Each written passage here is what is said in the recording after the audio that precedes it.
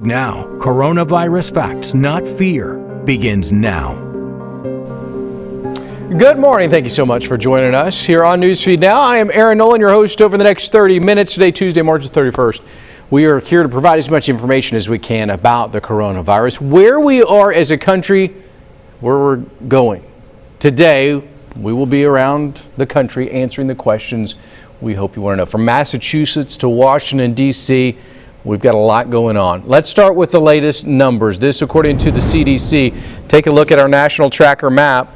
You see it there on your screen. Maybe tough to see if you're on a phone or an iPad. I want to read you off some of these numbers, though. As we go state to state across the country, New York's got the most, nearly 70,000 right now. California at 6,900. Washington, which was kind of the first starting point for COVID-19 in our country, at nearly 5,000. Illinois right there as well with almost 5,100.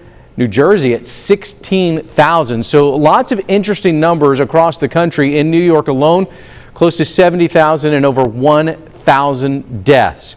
President Trump's decision to extend social distancing guidelines until April 30th came after officials reviewed several different statistical models, including one that says by August more than 80,000 people could die in the United States from the virus. Of course, these are just models. We want to pump the brakes on any fear that you may have there, but I can tell you researchers came to this conclusion as well with, quote, even with social distancing measures enacted and sustained, the peak demand for hospital services due to the COVID-19 pandemic is likely going to exceed capacity substantially. Interesting stuff there. Walmart, making a stand today, said it will start taking temperatures of employees and doing basic health screenings to detect workers who may be sick. The retailer also said it will offer masks and gloves for employees if they want to wear during their shift. There's a lot of information being spread on the internet. Some is the truth. That's what we're here to do, give you the facts. But you know all too well, in today's social media age, there's a lot that's far-fetched and it's imperfect. Morgan Wright talked to lawmakers who are angry with China, Russia, and Iran for spreading false information about the virus online. They believe, those lawmakers believe, it's to elicit fear and confusion. What we should do is get the facts out as best we can. Rhode Island Senator Jack Reed says some of our foreign adversaries are spreading misinformation about the coronavirus inside and outside the U.S. To try to cast the United States as the villain and China as the hero, that's not accurate at all. People all around the world should ensure that where they turn to for information is a reliable source. Secretary of State Mike Pompeo says Russia, China, and Iran are using the pandemic as an opportunity to spread misinformation and cause confusion and fear. Maryland Senator Ben Cardin says the misinformation is par for the course for these countries. We know that the leaders are going to put a spin on it to serve their own interests. The world needs facts. The world needs to understand what's going on. State Department spokesperson Morgan Ortagus says China has gone so far as to blame the U.S. for the virus. We will continue to call out the Chinese Communist Party when they spread conspiracy theories online instead of taking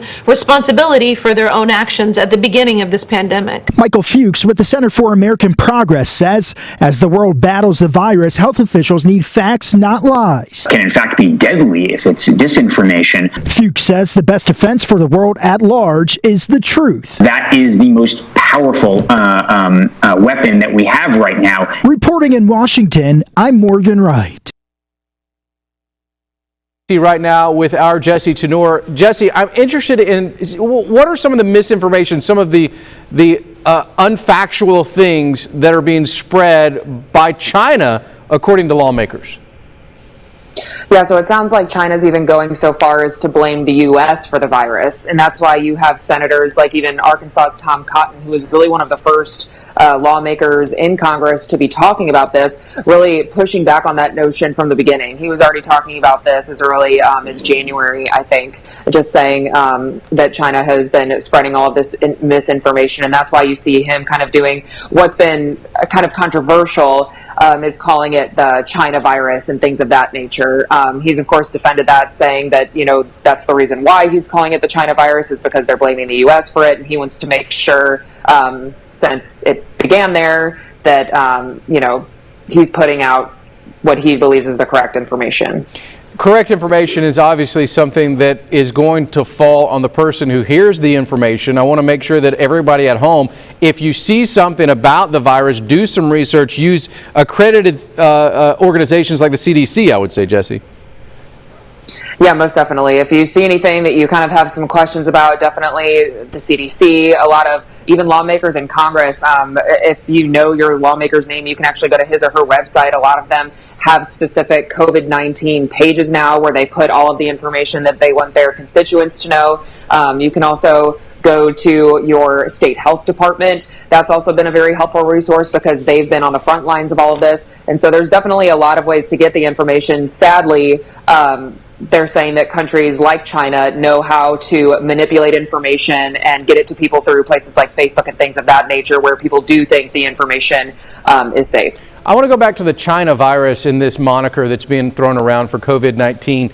Is this based on this idea of misinformation, or is it based on the origin of where we all believe in the world this virus started from?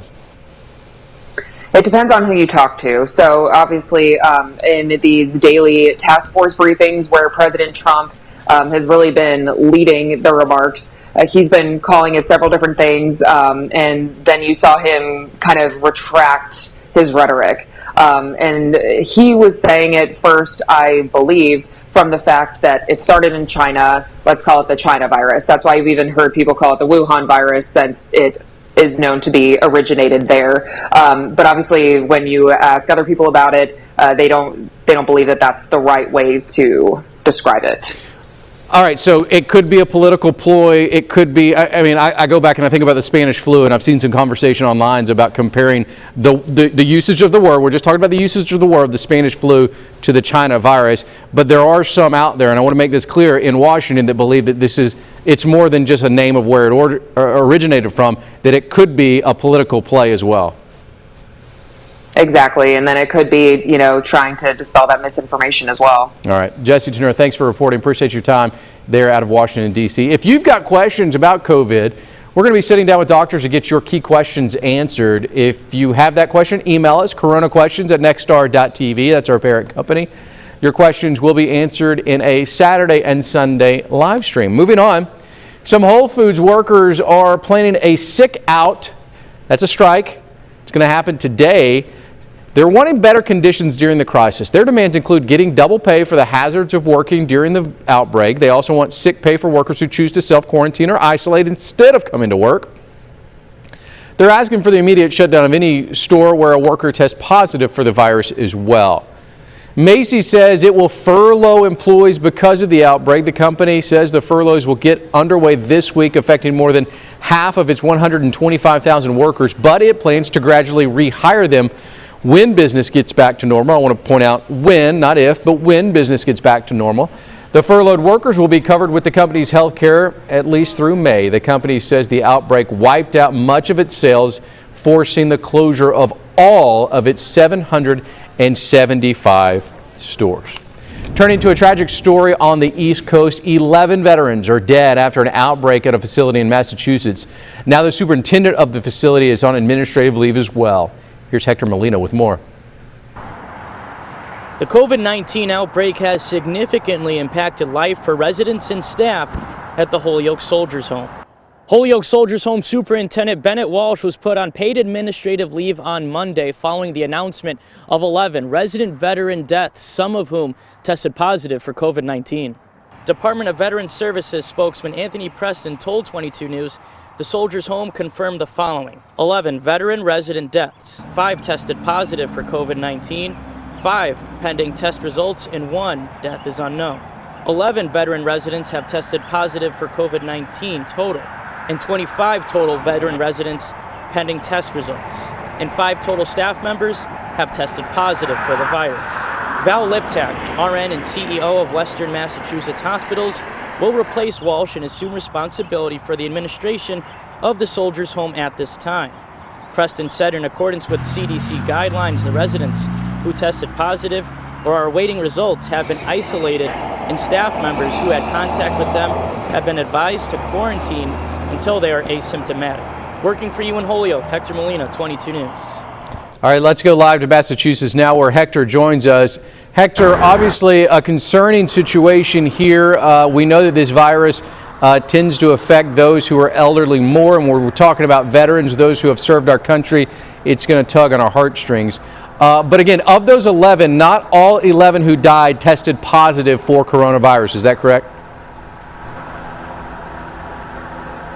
Correct. So of the 11 that unfortunately passed away, only 5 tested positive for the virus. So the other 5, those tests are pending, and then one of those deaths is unknown at this time. And that's the newest information that we received as of yesterday. We actually reached out to the Department of Veterans Services today, but we have not heard back just yet. But that's the latest information on those who unfortunately died.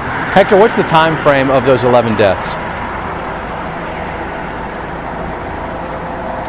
That we have yet to receive information on as well. We heard that the mayor and the services, they found out about this on Friday, and we received information about this on Monday. And there's also possible cases, many pending tests in the facility as a whole. So it's a very ongoing situation here in Holyoke developing. So that's all that we know as of right now. But you mentioned earlier about the heartstrings. It's really impacted a lot of people in the community. You mentioned not only is it impacting those vulnerable, but it's impacting veterans. So it's impacting those people, even though they don't have a relative here. Many people think of their grandfather or veteran in their family, and it really hits home to a lot of people. All right, Hector, thanks so much. Live out of Massachusetts. We appreciate you taking the time. But again, look, this is one of those viruses that targets those folks. Those are the most vulnerable. They're living at a veteran's home. No doubt we want to continue to think about them. We'll continue to follow that story. Now, states across the country, non-essential businesses have been closed. Many debate on what should be considered essential versus non-essential. The lottery in Michigan is big business, bringing in billions. When the governor issued her order closing non-essential businesses in that state, the Lottery Claim Center closed its doors. But in-person lottery sales at grocery, convenience stores, and elsewhere are still allowed. Many now calling the lottery a safety hazard. Barton Dieters looks into the issue. They hand me money with their gloves on. They're protected. I'm not. And since lottery sales are cash only, she says it's impossible to avoid contact or stay the suggested 6 feet away. We do have some people who will reach inside of their shirts and pull money out from under their bras. Very, very disgusting. She says while most lottery players are good folks, some are just not following the rules. I actually have some people that will come through and dig through the garbage and pull out lottery tickets to turn them in to see if they're winners or not. We reached out multiple times today to the governor's office and lottery officials. Michigan Lottery spokesperson Jeff Holyfield finally responded via email, the only way he said he would communicate. The email says the lottery is encouraging social distancing and, quote, the lottery urges players to follow the governor's stay home, stay safe order and only visit a store to buy food, fuel, or other necessary items. The retail locations permitted to be open to the public under the order may sell all of their products, including lottery tickets, to their customers. It's about 90% are getting strictly lottery when they're buying lottery. Nothing else. She said quality customers will appreciate the fact that stores are being especially careful and will support small businesses even more. I just think that the ones that are strictly coming out for lottery and ignoring the governor's stay-at-home rules, I just wish it would stop. I wish they would be a little more considerate. The governor's office did not respond to our request for a statement. I'm just trying to get people to think, and I wish the governor would shut down those sales to just try to get weed a little bit more people staying home. All right, let's go live now to Grand Rapids, Michigan. Casey Jones joins us. Casey, this is pretty interesting. I hadn't thought about this yet, and I'm kind of torn on the subject. First things first, if the lottery office has sold or given the tickets to a gas station, let's say, is it then up to the gas station to limit the sale of that product, or would it be the Lottery Commission that would do that? Well, that's a good question, and I think that's kind of what we're waiting on from the governor here, Aaron.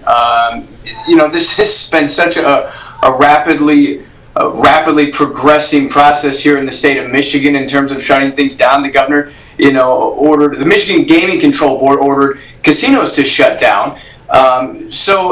These gas stations, these convenience stores, they're still able to sell the products that they have according to the state. And right now they have those tickets, so it seems that they could sell them. Yeah, again, I'm also thinking about, and Casey, I know you're an old sports guy, so you can understand this. We're at a time in America where we don't have the sports as an entertainment. There's a part of me that, I don't want to editorialize for myself, but I kind of think that maybe this provides entertainment and could be a safe haven during a time where they just need a little fun. So it's a very interesting. It's interesting to me, and I'm not sure exactly where I am on this. What are folks in your area, maybe on your Facebook page for your station, Twitter page, or Instagram page, saying about this? Is it needed? Obviously, I don't think it's essential, but is it needed? I think that's what it comes down to here, Aaron, is essential. The number of COVID-19 cases here in the state of Michigan continues to skyrocket. So it's that split down the middle. It's those workers that are at the convenience stores saying, this is not essential. This is putting me at risk with these people coming in. But it's those people that are at home with nothing to do because we are at a stay-at-home order across the state saying, hey, come on, I'm banging my head against a wall here. I need something to keep me busy. So I don't think you're going to find medium ground here. Yeah. This is an issue that splits. That's a great point. Is we may not find medium ground. It's polarizing either way you look at it, Casey. And I think what it may come down to, me just thinking here, is it's going to come down to, it may come down to the gas station saying, right now we're going to dub what we think is essential in our store, and lottery tickets right now, it's not something we need to sell. I have a feeling that lottery commissions all across this country are not going to say stop selling lottery tickets, even though we can't open up our doors. Well, until the state does, that is certainly going to be something that we see. But again, the state is making $3.5 billion a year off of lottery sales. So maybe they drag their feet a little bit on that, and it's going to come up to these convenience stores. And that's kind of what we've seen along the way. As things have progressed, there have been individual businesses that have made decisions to protect their employees and their community, and then it's something that the state jumps on board with. I agree. All right, one more question.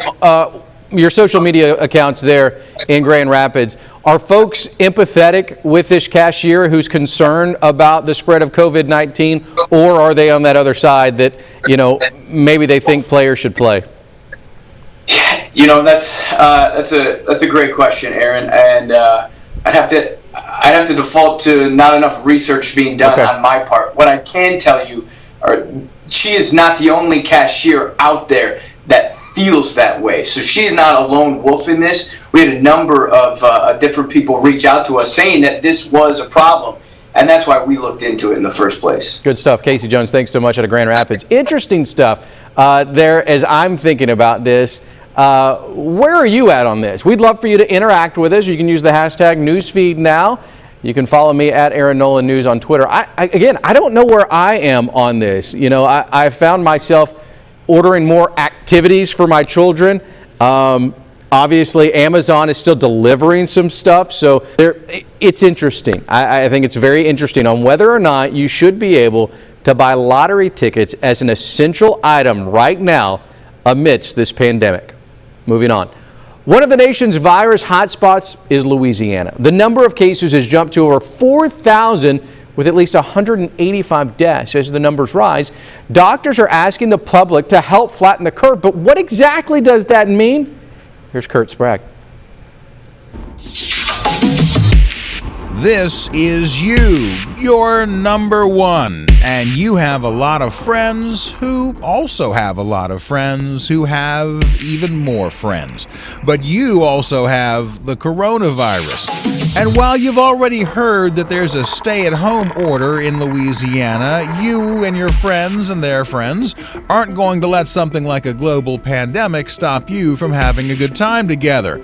Over a period of a couple weeks, crossing paths, hanging out, your coronavirus could become your friend's coronavirus and their friends, and so on. That creates a spike or a tall curve in cases. But imagine one of your friends who has it stays home. Then the risk is a lot less and the curve gets flatter. Now imagine from the start, you stay home.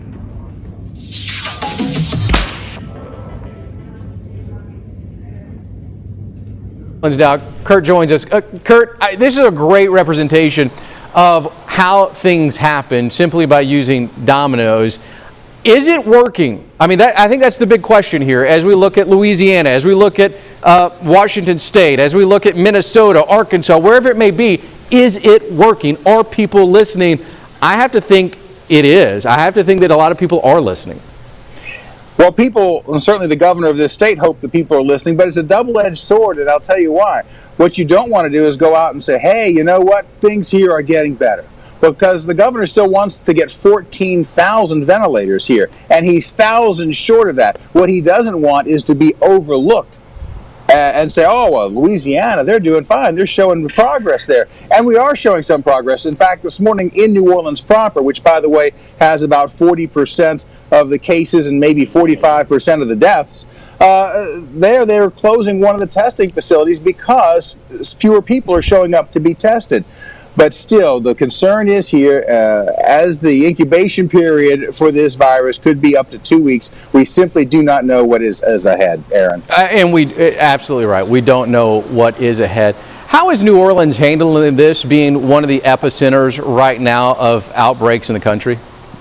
The big hard sell here in a town where people gather and party as a way of life is to tell people, hey, you know that whole gather and party thing? Yeah. Don't do that anymore. And so it's been a bit of a hard sell. And in fact, New Orleans police just this week announced the arrest of a man for organizing a group get-together. That's going to start happening. But you and I were talking during your story a little bit. There still is that need for relief. And my family's a big golfing family, and I love hitting the golf course. Our governor here in Arkansas has said, get outside, enjoy the outdoors. Down in New Orleans, an area known for big parties, crawfish, and getting together. What exactly are folks doing to try to beat what is the coronavirus cabin fever? I think that more than ever, social media is a great source of comfort for people, and they're having a great deal of conversations. They're showing everybody else what they're doing to pass the time. You mentioned the golf courses, and we get a lot of emails from people wondering why the golf courses are permitted to stay open here, why they aren't among other places that are having to close. But the golf courses, in fact, the one by my house is open.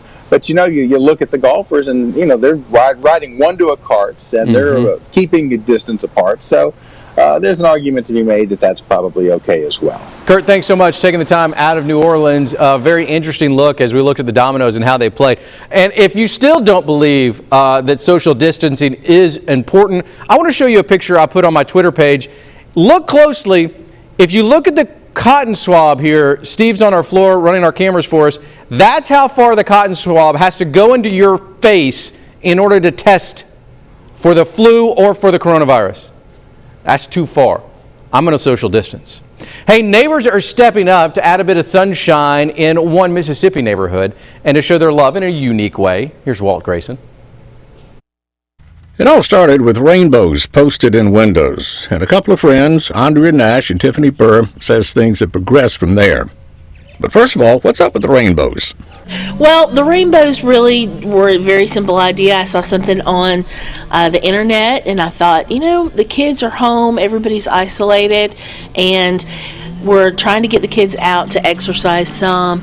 And it would just be something that people could put in their windows and it, almost like a scavenger hunt or something that they would have to do, exercising with a purpose. The neighborhood picked up on the idea, and the kids have made a game of seeing how many rainbows they can spot while they're out walking. My family and I rode around on our golf cart last night, and our 5-year-old was counting, and we got up to about 120-something, but Andrea mentioned one of our neighbors, a 8-year-old little girl who's been counting them, and her count yesterday was about 143. We're doing homeschool, and that was a creative craft project that we did, making some rainbows at the house. And it was really just a very simple idea that this neighborhood took on as a project just to show community, love, hope, so that they're all connected together. Even though you're isolated, you feel like you've got somebody near you that's communicating, that we're all in it together. An outgrowth of the rainbows is hearts. They're posted on the mailboxes of healthcare workers. So if you drive through and you see a heart on a mailbox, then you know that's a healthcare worker, and then maybe stop and pray for them, for their health and their safety and for their family. Other neighborhoods have posted things like bears, so kids can go on a bear hunt while they walk. Now, will any of this cure COVID-19? No, not directly. But in an amazing way, it unifies neighbors in spirit while they're separated physically. Now, we may be closer to each other now than we were when we weren't apart. Let's go live to Jackson, Mississippi. Walt, what a great way to look at isolation and how close we can become by being far away. How much of a joy was it for you in this time of social distancing to do a story like this? Well, you know, I really like to meet people, but I sure don't like to meet them under these circumstances. So to be able to find out a way that I can catch up with folks, even on the telephone. On top of that, I've discovered that I can do a lot more stories by FaceTiming and think, you know, social distancing. It's amazing. It was fun for me to meet the people. It's fun for me to find out the creative things that people are doing and stay safe at the same time. What else did you learn about the spirit of people and what they really want to do in order to survive this? I think times like this just brings out the best in people. It brings out the worst also because we have price gouging. But you know, we also have an attorney general here this afternoon. But it brings out the best in people. I think it brings out the best in us. I think we're capable. We find out we're capable of doing things that we didn't know we were capable of doing at the time. I think that we're capable of niceties. We're capable of considerations that under normal circumstances we wouldn't have time for, that now we make time for. Does that make sense? It does. It makes perfect sense. Symbolism of a rainbow. I love that idea. My kids love the rainbow. They repeat the song that says yellow, red, orange, green, blue. Don't forget, there's violet too. But there's some symbolism there as well in bringing people together. Before you go, tell me about the rainbow and how sweet that is.